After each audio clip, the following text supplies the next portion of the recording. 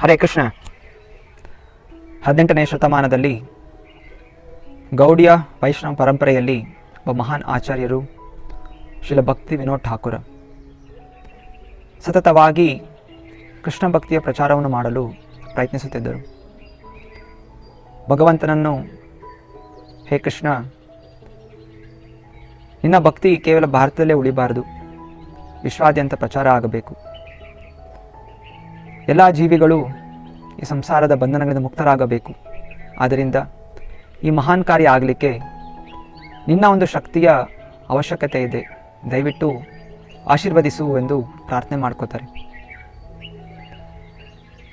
ಅವರ ಆ ಶುದ್ಧವಾದ ಪ್ರಾರ್ಥನೆಯಿಂದ ಭಗವಂತ ಕೃಷ್ಣ ಪರಮಾತ್ಮ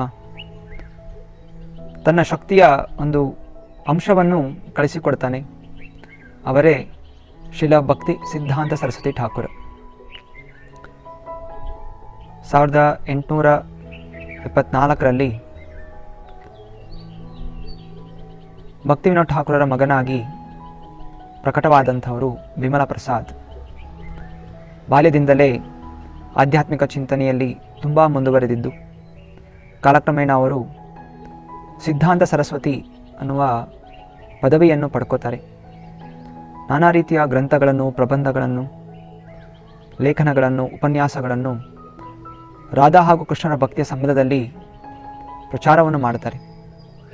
ಅನೇಕ ನೀತಿಕತೆಗಳು ಹಾಗೂ ದೃಷ್ಟಾಂತಗಳನ್ನು ನೀಡುವ ಮೂಲಕ ಭಕ್ತಿಯ ಸೂಕ್ಷ್ಮವಾದ ವಿಷಯಗಳನ್ನು ಅವರು ಪ್ರಚಾರವನ್ನು ಮಾಡಿದರು. ಆ ನೀತಿಕತೆಗಳೇ ಉಪಖ್ಯಾನ ಉಪದೇಶ. ಸುಮಾರು 50 ಕಥೆಗಳನ್ನು ಶ್ರೀಲ ಭಕ್ತಿ ಸಿದ್ಧಾಂತ ಸರಸ್ವತಿ ಠಾಕೂರರು ನೀಡಿದ್ದಾರೆ. ಅದನ್ನೆಲ್ಲ ಕ್ರಮೇಣವಾಗಿ ತಿಳಿಯಲು ಪ್ರಯತ್ನಿಸೋಣ. ಹರೇ ಕೃಷ್ಣ.